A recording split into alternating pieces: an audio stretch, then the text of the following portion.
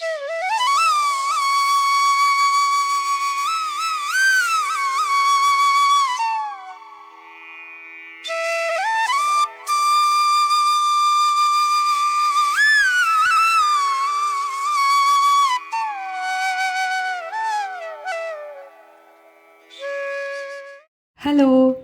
എല്ലാ കൂട്ടുകാർക്കും പുതിയ വീഡിയോയിലേക്ക് സ്വാഗതം. അപ്പോൾ ഇന്നത് ഈവനിങ് ആണ് കേട്ടോ. ഞാൻ ഈ വ്ളോഗ് എടുത്തിട്ട് ഒരു 3-4 ദിവസമായി. കഴിഞ്ഞ വ്യാഴാഴ്ച എടുത്ത വ്ളോഗാണ്.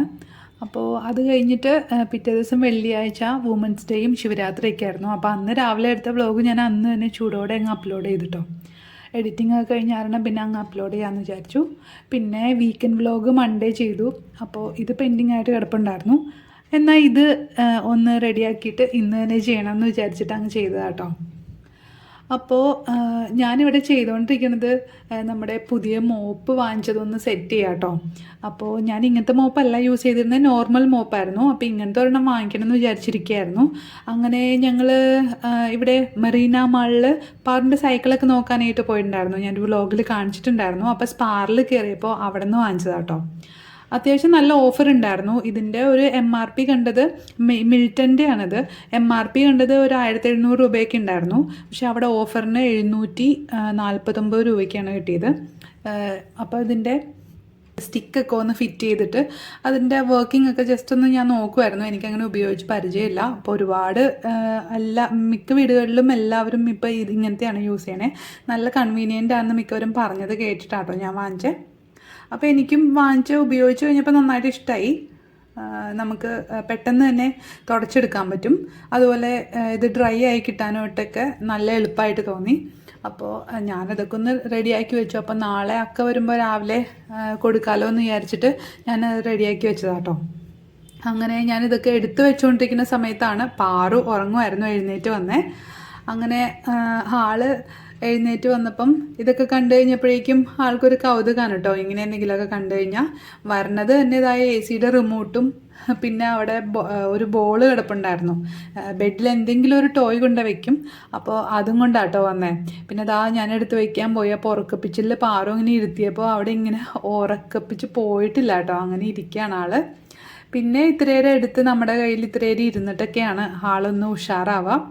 അപ്പോൾ അത് കഴിഞ്ഞിട്ട് ഞങ്ങളിതാ ഈവനിങ് സ്നാക്ക് ഉണ്ടാക്കാൻ പോവുകയാണേ. അപ്പോൾ ഞാനിന്നൊരു ബ്രെഡ് ടോസ്റ്റ് ഉണ്ടാക്കാമെന്ന് വിചാരിച്ചു. കുറച്ച് വീറ്റ് ബ്രെഡ് ഇരിപ്പുണ്ടായിരുന്നു.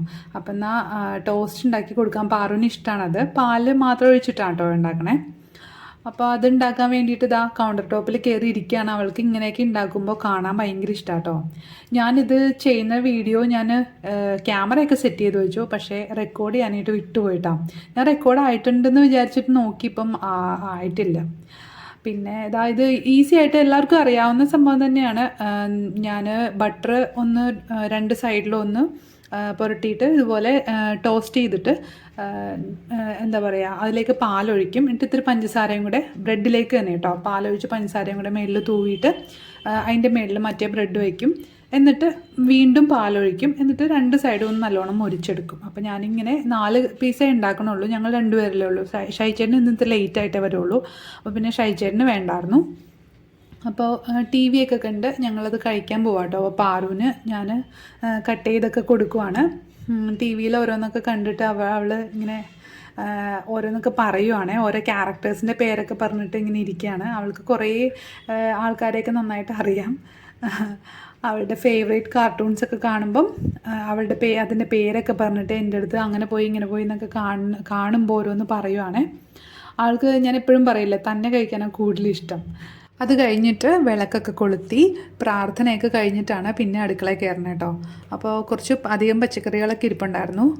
അപ്പോൾ എല്ലാ കൂട്ടവും ഉള്ളതുകൊണ്ട് അവിയൽ ഉണ്ടാക്കാമെന്ന് ഞാൻ പ്ലാൻ ചെയ്തിരിക്കുമായിരുന്നു. ഇവിടെ അവിയൽ എല്ലാവർക്കും ഇഷ്ടവുമാണ്. പിന്നെ കുറച്ച് കറികൾ ഇരിപ്പുണ്ട്.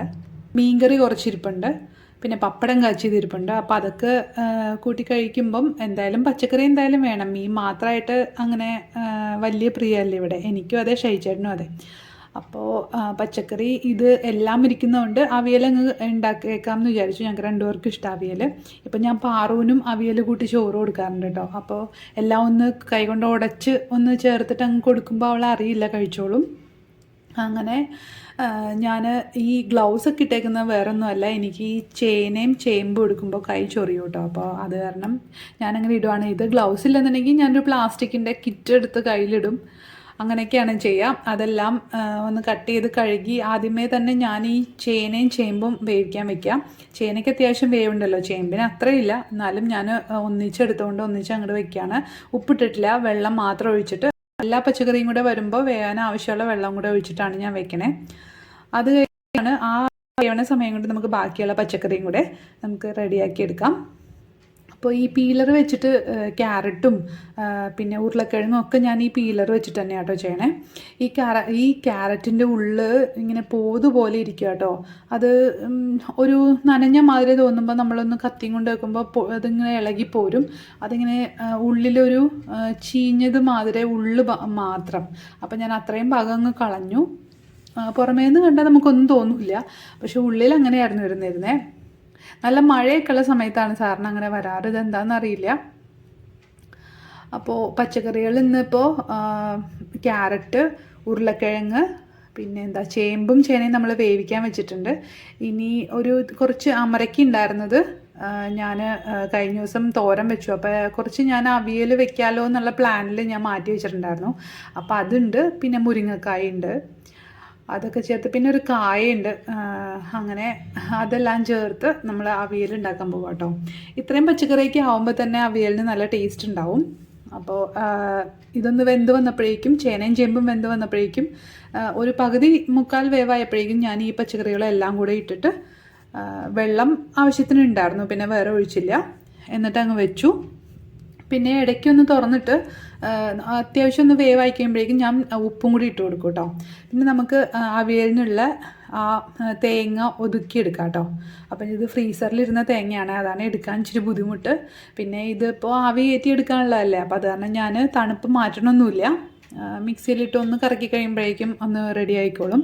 അപ്പോൾ ആവശ്യത്തിന് തേങ്ങ ഞാൻ മിക്സിയുടെ ജാറിലേക്ക് ഇട്ടിട്ട്, എരിവിന് കാന്താരി കുറച്ചുണ്ട്, അപ്പോൾ ഞാൻ അതിടാം എന്ന് വിചാരിച്ചിട്ട് എടുത്ത് വെച്ചേക്കുവാണ്.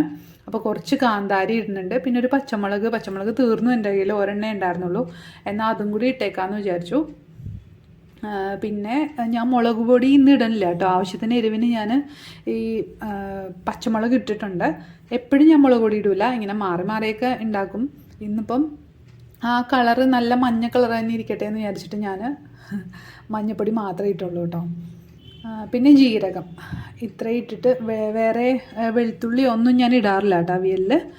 അപ്പം അതും കൂടി ഇട്ടിട്ട് നല്ലോണം ഒന്ന് ഒതുക്കിയെടുത്താൽ മതി. അങ്ങനെ പച്ചക്കറി എല്ലാം നന്നായിട്ട് വെന്തിട്ടുണ്ട് കേട്ടോ.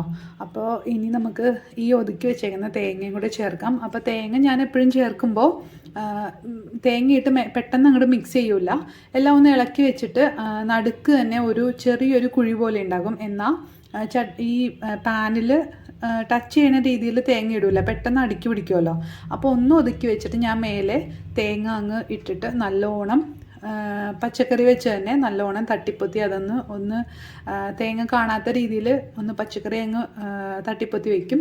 അങ്ങനെയായിട്ട് നമ്മുടെ നാട്ടിലൊക്കെ പറയണേ, തട്ടിപ്പൊത്തി വയ്ക്കുക. അതായത് എല്ലാം ഒന്ന് ഒതുക്കി മേലേക്ക് വയ്ക്കുക, എന്നിട്ട് അടച്ചു വയ്ക്കുക.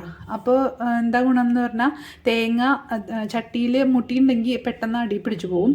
അതല്ല, ഇതിൻ്റെ ഈ ആവിയിലിരുന്ന് തേങ്ങ നന്നായിട്ടങ്ങ് വെന്ത് കിട്ടും. അപ്പോൾ ഈ പച്ചമുളകൊക്കെ നമ്മൾ പച്ചക്കിട്ടേക്കല്ലേ, അപ്പോൾ അതിൻ്റെയും മഞ്ഞൾപ്പൊടിയുടെയും പിന്നെ ആ ജീരകത്തിൻ്റെയൊക്കെ ഒരു ടേസ്റ്റൊക്കെ മാറി അത്യാവശ്യം നല്ല രീതിയിലൊന്ന് ആവി കയറി കിട്ടും. പിന്നെ വെള്ളം കറക്റ്റായിരുന്നു. അപ്പം വെള്ളം ഞാനിങ്ങനെ ഒന്ന് ഒരു ജാറ് കഴുകി ഇത്തിരി കൂടെ ഒഴിച്ചു കൊടുത്തപ്പം അത് കറക്റ്റായിട്ട് കിട്ടി കേട്ടോ. അതല്ലെങ്കിൽ ഇത് ഭയങ്കര ഡ്രൈ അവിയലായി പോവും. അപ്പോൾ അതാ ഇതുപോലെ അങ്ങ് വെച്ചിട്ട് മൂടി വെച്ച് കഴിഞ്ഞാൽ ആ ആവിയിലിരുന്ന് നന്നായിട്ട് വെന്ത് കിട്ടും. അങ്ങനെ അതിരുന്ന് വേവട്ടെ. അവിയലുണ്ടാക്കാൻ എനിക്ക് എപ്പോഴും ഭയങ്കര ഇഷ്ടമാണ് കേട്ടോ. ഇങ്ങനെ നിറയെ പച്ചക്കറികളൊക്കെ ഇട്ടിട്ട് നല്ല കളർഫുള്ളായിട്ടൊക്കെ ഉണ്ടാക്കുമ്പം കാണാൻ തന്നെ നല്ല രസമല്ലേ. ഇങ്ങനത്തെ കറികളൊക്കെ ഉണ്ടാക്കുമ്പോൾ നമുക്ക് തന്നെ ഒരു സന്തോഷം കേട്ടോ. പിന്നെ ഈ അവിയൽ പല രീതിയിലുണ്ടാക്കും. നമ്മൾ മുളക് പൊടി ഇത്തിരി ചേർക്കും പച്ചമുളകിന് പകരമായിട്ട് കൂടുതലായിട്ട്, അപ്പോൾ വേറൊരു കളറിൽ കിട്ടും. പിന്നെ പുളിക്ക് വേണ്ടിയിട്ട് തൈരാണ് ഞാൻ എപ്പോഴും ചേർക്കുക. പച്ചമാങ്ങ തക്കാളിയൊക്കെ മാറി മാറി ചേർക്കുന്ന ആൾക്കാരുണ്ട് കേട്ടോ. അപ്പോൾ ഓരോ നാട്ടിലും ഓരോ രീതിയിലാണ് അവിയൽ ഉണ്ടാക്കുക. ഇപ്പം ഞാൻ എറണാകുളം ഭാഗത്തൊക്കെ ഉണ്ടാക്കുന്ന ഒരു അവിയലും പിന്നെ കോട്ടയത്തൊക്കെ ഉണ്ടാക്കുന്നതും തമ്മിൽ എനിക്ക് നല്ല വ്യത്യാസം തോന്നിയിട്ടുണ്ട് കേട്ടോ. സദ്യക്ക് കഴിക്കുമ്പോഴാണെങ്കിലും എനിക്ക് ആ ഒരു വ്യത്യാസം ഫീൽ ചെയ്യാറുണ്ട് കുറേ കറികൾക്കൊക്കെ. അപ്പോൾ എല്ലാ നാട്ടിലും സെയിം തന്നെയാണ് കറികളെങ്കിലും ചെറിയ ചെറിയ വ്യത്യാസങ്ങളൊക്കെ എനിക്ക് ഉണ്ടാവാറുണ്ട്. അപ്പോൾ അതുകൊണ്ടായിരിക്കും എനിക്ക് അങ്ങനെ തോന്നിയത്. എന്നാലും എല്ലാം നല്ല ടേസ്റ്റായിട്ട് തന്നെയാണ് കേട്ടോ തോന്നണേ. ചെറിയ ചെറിയ വ്യത്യാസം ചില ഇതുപോലത്തെ ഇൻഗ്രീഡിയൻസ് ഒക്കെ മാറി ചേർക്കുന്നതിൻ്റെ ആയിരിക്കും. അധികം പുളിയില്ലാത്ത തൈരാണ് കേട്ടോ ഇവിടെ എപ്പോഴും പുളിക്ക് വേണ്ടിയിട്ട് അവിയലിൽ ചേർക്കാറ്. അതും കൂടെ ചേർത്ത് കുറച്ച് നന്നായിട്ട് തന്നെ കരിവേപ്പില ചേർക്കുക, കുറച്ച് പച്ച വെളിച്ചെണ്ണയും കൂടെ ഒഴിച്ചു കൊടുക്കാം.